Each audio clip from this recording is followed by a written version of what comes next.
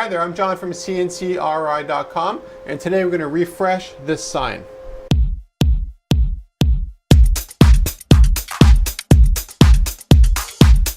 I go to quite a few trade shows as an exhibitor, but also an attendee. Whenever I exhibit a trade show, recently just a couple of days ago, I went to the Buffalo Maker Faire. I bring signs and other things with me. And this one here I'm very proud of, came out really nice. But the problem is after a couple of trade shows, you have people, sneezing on it, scratching it, basically doing things that you don't want done to a sign, especially something that's relatively fragile like this. If it was just straight, stainless steel 1/8, they grab it, they get thrown on the floor, there'll be no problem. But as soon as you have paint and a bunch of other more intricacies to deal with, things just start to get broken on it. Now what happened is during the trade show, when I was transporting it back and forth, there are a lot of other things in the boxes, and this thing just started getting scratched. And I noticed that after the show that the enamel was getting ripped off here and here. Now there's a few levels of paint. The first level is like regular spray paint and enamel, and for most applications it's actually really cost effective and really good. If this is just going to go on a wall and nobody's ever going to touch it, you don't need to go through the enameling process, and you don't have to go through the powder coating process. So you have the enamel down here. After that you have the powder coating, and the powder coating is basically a stronger enamel, for lack of a better word. It allows you to do more volume and a more consistent spray over the entire area.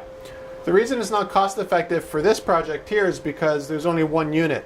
Powder coating and anodizing both use electricity. Powder coating uses heat and to help bond everything to it.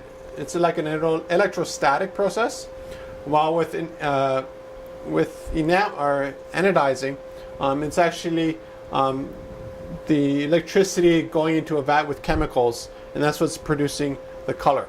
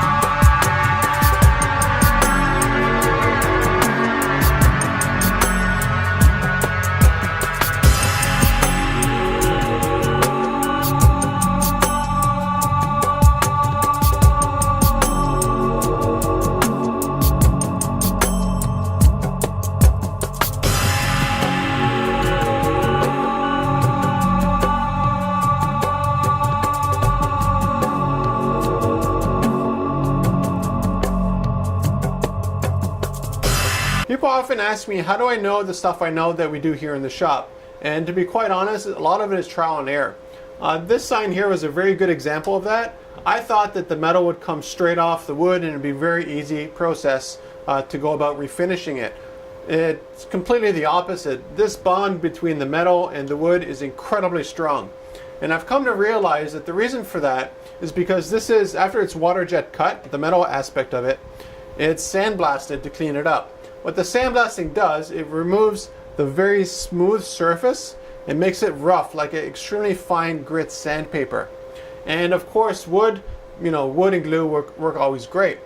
So that's why I thought, metal and wood would not glue all that well. But because I had so much trouble taking it off, what it means is that the surface area is so high for the metal that it's almost like adding another wood onto the wood. So when I was going actually through it, I was actually bending. You can see here a little bit. I was actually bending the metal, trying to remove trying to remove it from the surface of the wood. So now that I know that, I could confidently say that metal and wood signage is incredibly strong, and you actually have to work at it to remove it. It's just as strong as wood on wood, or even metal on metal, except if you don't do the welding part of it.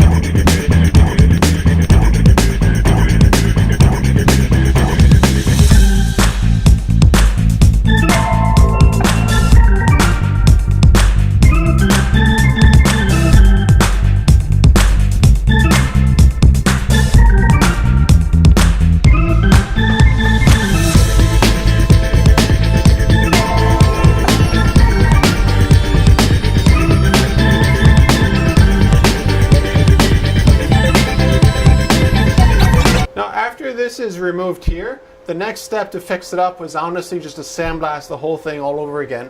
That's the most efficient way to remove any kind of paint or rust or anything onto metal.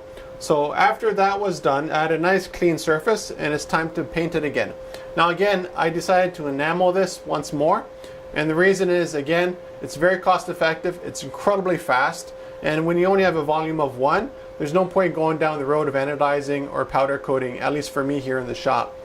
We have customers who we help with the anodizing process and the powder coating process, and for them, you know, they have hundreds or thousands of units, and it totally makes sense because you're not going to enamel paint all of it. But for this here, it's a sign.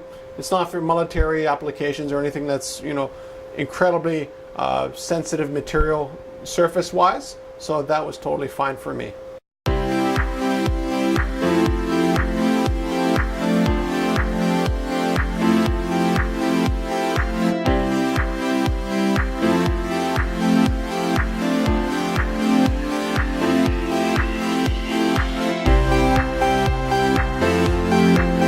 So after putting a couple layers of enamel on this, what I decided to do is try something a little bit different. Originally what I did when I originally made this sign here is that I just enameled it and then I glued it right on. And this time around what I decided to do was add the enamel to it and then glue it on, but then what I did is actually scratch the surface with sandpaper. Now you might think that's kind of odd because you have a nice smooth surface and now it's all scratchy, but I wanted to get more of a, let's see if I can get the light to work properly here. Might be a little bit hard to see, but if you look really closely on it, you'll see there's scratches on the surface, and it actually gives it a much better look. I was surprised by that. Again, a lot of this stuff is trial and error. I've never taken apart one of these signs before. I built them, but I never take them apart and see how strong the bonds are and all these other things. But I think in the future, I'm actually going to scratch the enamel off a bit and then paint over it once more to produce this effect.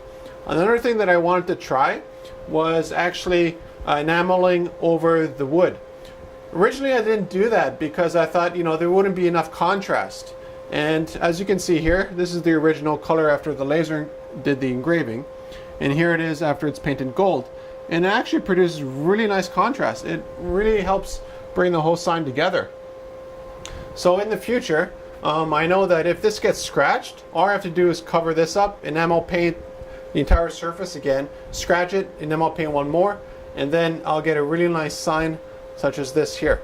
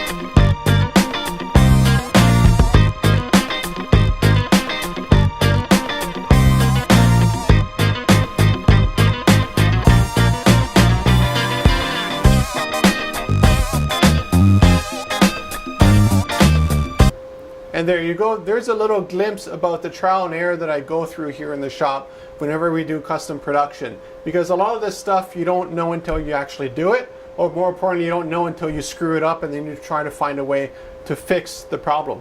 Now, during this whole process, I did have a couple of casualties. One was the E got sanded off here, but at a distance, you wouldn't really notice it anyways. If I were to redo this whole thing again, what I would honestly do is do the whole sign over again. It's just so much easier to redo something, generally speaking, here in the shop than it is to try to fix a problem. Because what ends up happening is that as you're fixing a problem, you're actually creating more problems down the road. For this thing, for instance, taking the metal off produces a new problem because now the metal was a little bit warped. So that means when I glued it up, it's still relatively flat, but there are a couple areas where it's lifted.